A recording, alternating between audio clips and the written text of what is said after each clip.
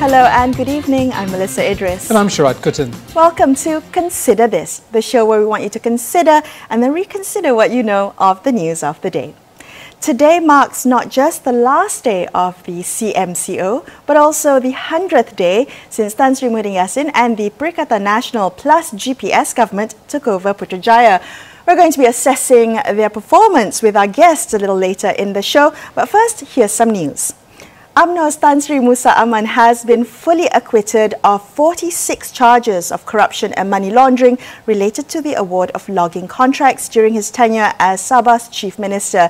Now, this was after the Attorney General's chambers withdrew all 46 charges against Musa Aman. Attorney General Tan Sri Idrus Harun's explanation for this decision was, quote, to quote him, "Documentary evidence from companies and banks which were expected could not be obtained from Hong Kong. Companies and banks in Hong Kong are only required to keep records for 7 years, and it is highly unlikely that they would still have those records. And apart from that, there were witnesses for the prosecution who have passed away, suffered serious medical ailments, or are not in Malaysia anymore." End quote. Sharad, what do you make of this? Well, I think, legal minds are going to probably be weighing in on this issue, Melissa, and, talking about the merits or demerits of this particular action.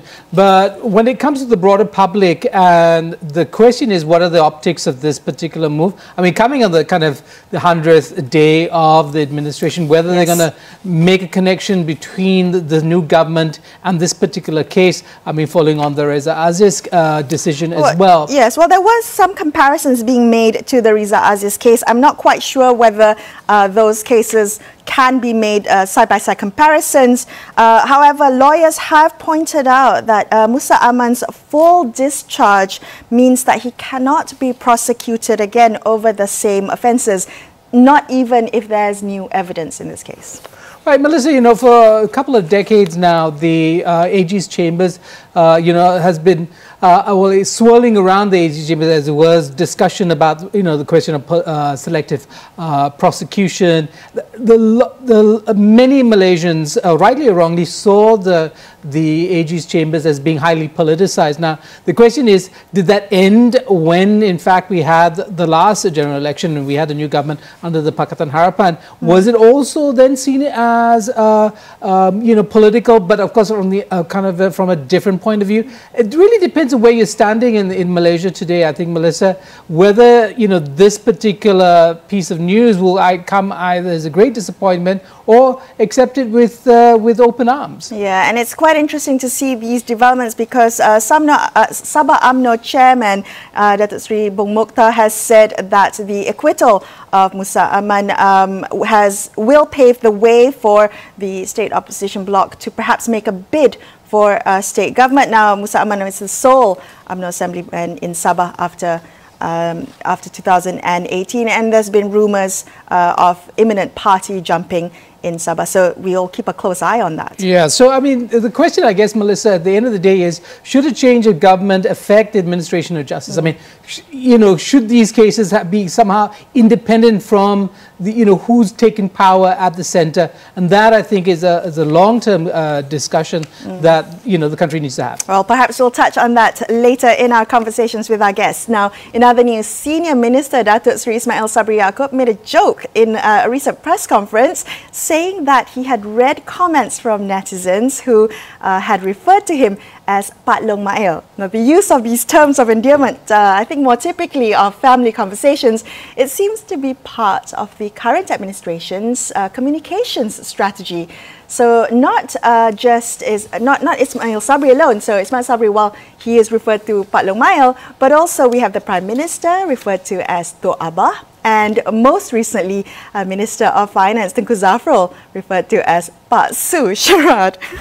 Well, around the world, I guess politicians, are reaching for new ways to connect with their base or with new constituents that they haven't touched before, and using all kinds of strategies. This is a very folksy strategy. It's supposed to... It's very paternal, right? Almost paternalistic, yes. Paternalistic, I guess, is one way. I mean, it really depends, again, on where you stand in a kind of a Malaysian, social fabric. If you take these terms seriously, or, they're just, ways in which one might or might not want to relate to your political leader. I don't think it's anything new, Sharad, to be completely honest. I don't think this is a new communication strategy, but I do want us to consider what it invokes. It invokes, as you mentioned, it's folksy, perhaps, a sense of connection, but it also invokes a certain sense of filial loyalty, a certain sense of the, deference to seniors or to the elders in your family. So those are the things I'd like us to consider tonight as we use these terms freely. Yeah, absolutely. It is quite problematic, and it's probably more problematic when the media uses it in an uncritical fashion or just repeats these things.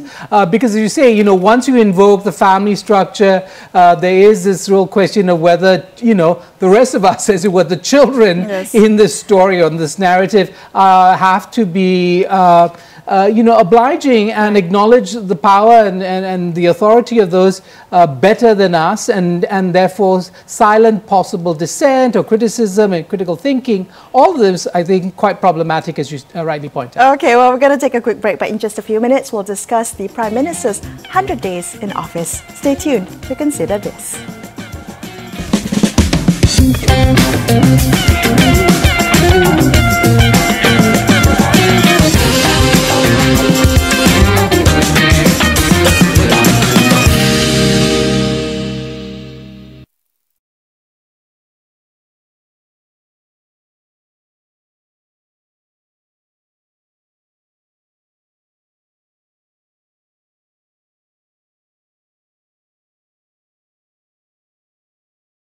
Hi, Rais. How are you? Hey, I'm all right. Thank you so much for doing this. Yes. Hey, it's always a pleasure, boss. Okay, we're going to be on shortly. Are you on Skype? Yeah, he's on Skype. Okay.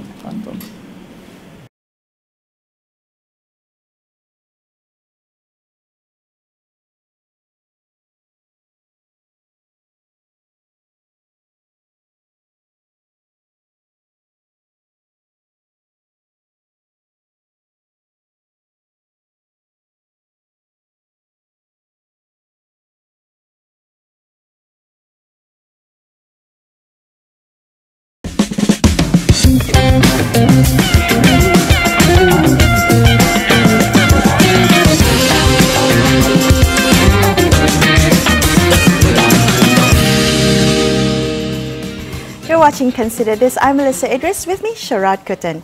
The Perikatan Nasional plus GPS government, which was formed at the onset of the COVID-19 pandemic, has survived its first 100 days. Joining us on the show now to discuss this further, we have Rais Hussein, Supreme Council Member of Bersatu. Rais, good evening. Thanks for joining us on the show tonight. I would very much like to begin by asking you to review the performance of Tan Sri Muhyiddin Yassin and his administration, an honest and frank review, Rais, in your own words. Where do you think this administration has fallen short? I think, as you always know, I've been always honest and frank in many ways. I think Tan Sri Muhyiddin, when he became the Prime Minister, he inherited a very unprecedented pandemic, an unprecedented situation. Even the way he became the Prime Minister was unprecedented. There's so many unprecedented about the whole thing. So obviously, managing unprecedented events cannot be a precedented way. So I think in that view, in that perspective, the first thing of the day was, the business of the day was managing the horrifying pandemic, COVID-19. I think in that way, his team has managed it well. He allowed the experts to handle the circumstances and the situations well. He listened to all the experts well. He did not really, though he listened to the politicians, but he ensured and empowered the people who have knowledge, people like our DG, Dr. Sri Sham, and the like to make decisions. He set up a team, and the team managed through the crisis well. We must remember, COVID-19 is just not a crisis for Malaysia, not just the region, it's the whole world. But Rais, what you're pointing to is the fact that the professional civil service has taken the lead and not so much his cabinet. The cabinet, the PM empowered the professional team to do the right thing, because you don't want to mess around with pandemic, especially when at that point of time little is known about the pandemic, number one. Number two, even now, until now, we are not completely out of the pandemic, so to speak. Vaccine have yet to be found, and we are still in the recovery phase. So I think the continuous use of the technical and people who are experts, the medical experts in this field, to manage through this crisis is something that we need to be thankful. And not only Malaysian as a whole, we see other countries too have lauded the effort and initiative taken by our administration. Rais, it seems like in some ways the pandemic came as a kind of blessing in disguise and had the country focused on the public health response rather than the politics of the day. But if you remember the first address that the Prime Minister made, Tun Sri Muhyiddin Yassin made as Prime Minister, he talked about himself as not being a traitor. Do you think those charges of treachery, of undermining the reform agenda, do they still stick 100 days later?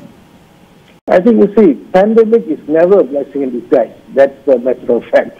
However, from the political perspective, what happened, I mean, there are many stories, many sides to the coin. Some people say there are two sides to a coin. I think in politics, it's never two sides. It's many, many sides. It's very dynamic, very fluid. If you remember carefully, what triggered everything was the resignation of the Prime Minister then. And then thereafter, everything fall into perspective, and everything fall into certain chain of events that resulted him becoming a Prime Minister. If the resignation was not in place at that point of time, I think nothing like this would have happened. And he was very genuine in his inaugural speech when he said that whatever he said, and he promised the country and the nation that he will ensure that the first focus will be still providing the stability, providing the leadership from the economic perspective, and that's exactly what he's doing. So, but Rais, can I ask you, is the stability based on going back to former rivals, people that he criticized for being deeply corrupt, and that what he's had to do, we have a rather large cabinet, much more inflated than the previous administration. We have one health minister and two deputy health ministers that seem to have disappeared from view generally. We've had replacements in terms of GLCs and so on and so forth. Is that something that is a good for the nation? Well, you see, I always tell this to people, like what Jesus said.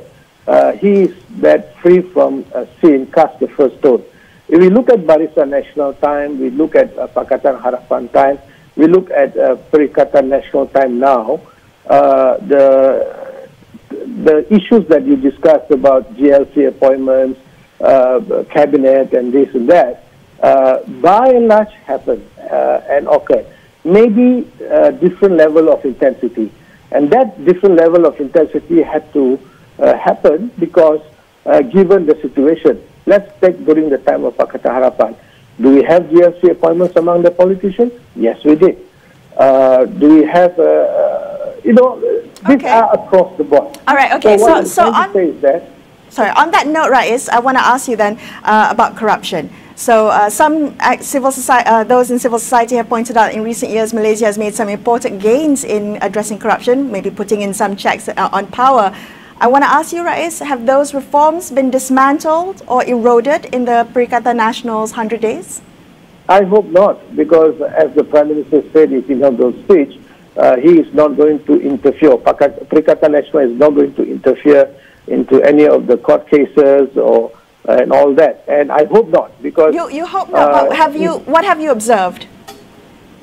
Well, there are many stories that is being put in the public now. We have the discharging not amounting to acquittal of Reza's case.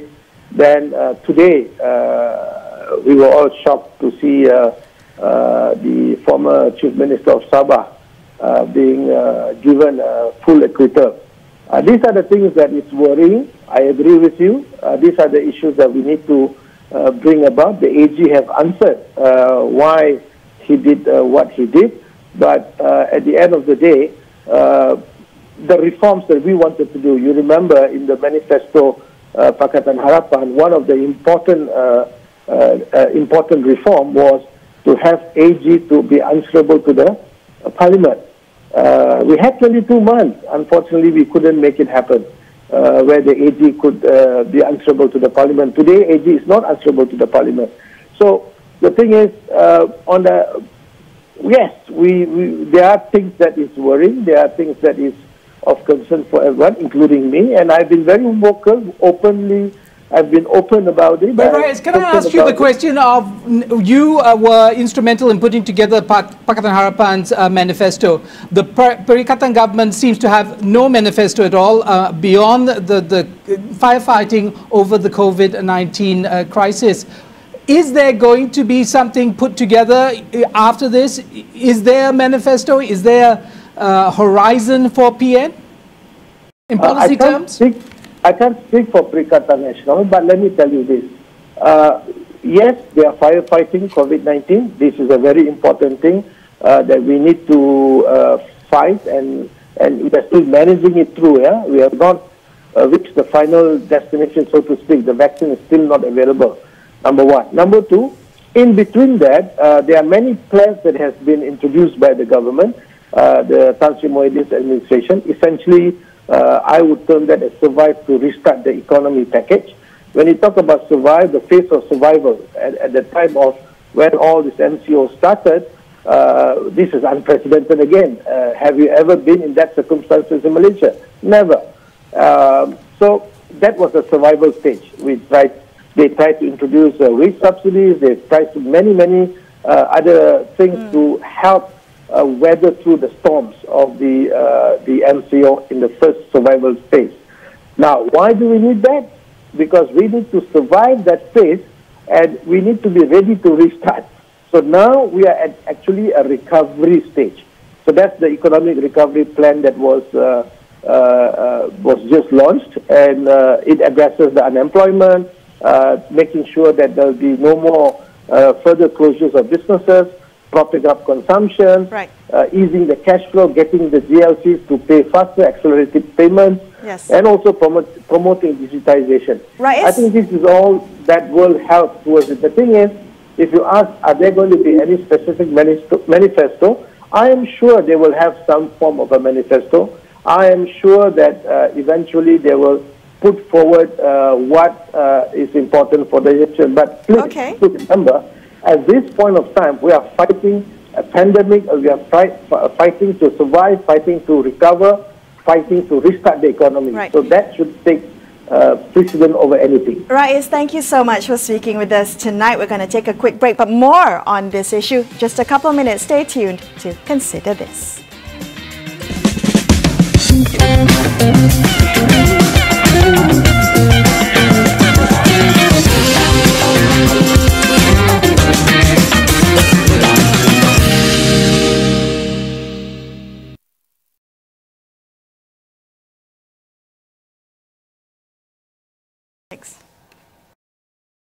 Thank you.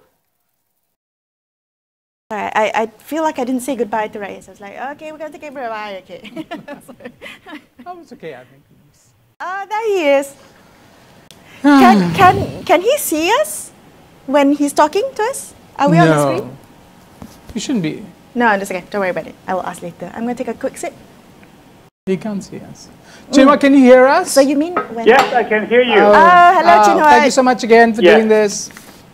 Most welcome. Chin, what to do? Don't call me Dr. Wong. That's too formal. Okay. Yeah. Chin Huat is fine. All right. Okay.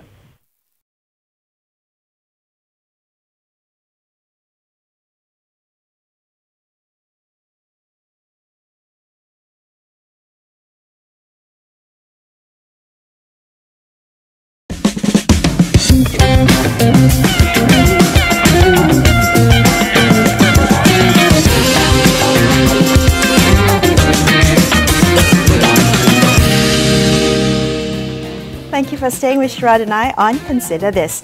Let's continue our conversation about the 100 days of Perikatan Nasional. Joining us on the line now, we have political scientist Wong Chin Huat. Chin Huat, good evening. Thanks for joining us today. I'm wondering, Chin Huat, is the question of legitimacy, especially in terms of parliamentary support, still important today as it was 100 days ago? Yes, it's still, because at the end of the day, the people base their trust on whether they see the government as legitimate, and by not going to the parliament, this government is putting its own legitimacy in a more questionable position than 100 days ago. But Chin Huat, the question is in Malaysia's history, is it possible to in fact govern without that kind of legitimacy? Certainly you can, because that we are not a nation known for uprisings or unrest. So, but that doesn't change the fact that without legitimacy, the confidence of the public may be an investor may be in big questions. I want to ask you, Chin Huat, how should we be thinking about stability? How should we be thinking about the Perikatan Nasional government? Is it stable? Is it not stable? How are you thinking about it? It's certainly far from stable. I mean that we are talking about a government whose majority may change by the day. It was 113, then 112, and now 113. We don't know when the number will change again. That's not a sign of stability. So you're not just looking at the numbers. What else are you looking at? Because you wrote in a recent opinion piece, Chin Huat, that, to quote you, at the political level, Pakatan Harapan was constantly destabilized from both within and without. I'm wondering if you can say the same about the Perikatan Nasional government.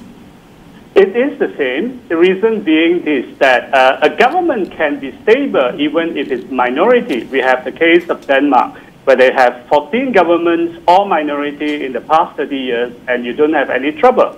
The key point is that whether the political parties would accept the outcome of elections and accept the government and act professionally. And in the case of Perikatan, and as previously in Pakatan Harapan, is you have three questions. The first question is questions of succession. Who will be next? And the second is about within the coalitions, are the partners working well, or they try to sabotage each other in competition for ministerial positions and other executive jobs. The third one is the question whether your opposition would cooperate with you. And so this government, as in the past government, they all feel the three.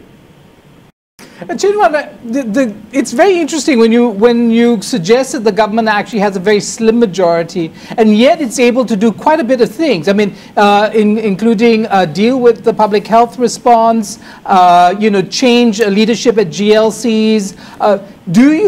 Is an absolute majority in the Malaysian context necessary for that kind of governance? Could we see this continuing, in fact? It's possible. What we have seen is that the parliament has met only for 1 hour for more than 6 months, and nothing has changed. Most people don't feel anything wrong. The very reason is that our parliament has not really played its role, and it is only being exposed now. So our system is still very authoritarian, that the government, the executive, can go on without any check and balance from the parliament.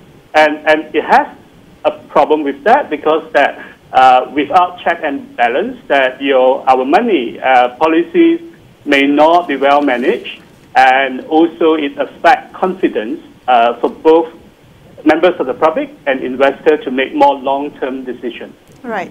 I'm glad that you brought up the parliament sitting. I understand that without parliament sitting, it's very difficult to have those checks and balances. But this 100 days of Perikatan Nasional in Putrajaya also means 100 days of Pakatan Harapan as opposition. What's your assessment on their performance? Well, the opposition has not had a chance to do anything in the parliament. The MCO has largely disabled them, but I would say there are things that they could have done, and they have not tried their best. For example, they accused the Perikatan government of not wanting to have a proper parliamentary session. When we have Zoom, we can have teleconferencing. In such case, why is it for Pakatan Harapan not taking up the offer from Bersih 2.0 to have a shadow virtual parliamentary sitting, which could show to the public that how this can be done, where the King's speech, the royal address, can be properly debated and a motion of thanks to be passed. Even all those things are just shadow in the sense that it has no official status, but it would be able to show to people how this can be done. And Pakatan Harapan still has 8 MPs who lead 8 parliamentary committees. They have not used their chance to do anything since March. They were told by the speaker. Yeah, you know, it's very interesting because I think there's some portion of Malaysians who would like to see the return of the Pakatan Harapan government. But will they be, in fact, in the same position? They would be a government with a very small majority, essentially unstable, with the threat of possible defections again, nipping at their heels. What would stop them from suffering the same fate they did in the previous iteration of the Pakatan Harapan government? The problem is more serious. You can actually have a stronger majority. Remember that when Pakatan Harapan fell, it has 139 seats. So you can still fall. So what really matters is whether is there an inter-party consensus both between the coalition and ruling coalition and between the government and the opposition on how politics should be contested. By which I think we have 3 questions to sort out. First, there must be a clear transition plan because anytime you need a heir to send in for any emergency. Second, and if this is not sorted out, you would have the same problem. Second, within the government, that the parties need to be happy to work on this and not try to sabotage each other as the next election is getting nearer.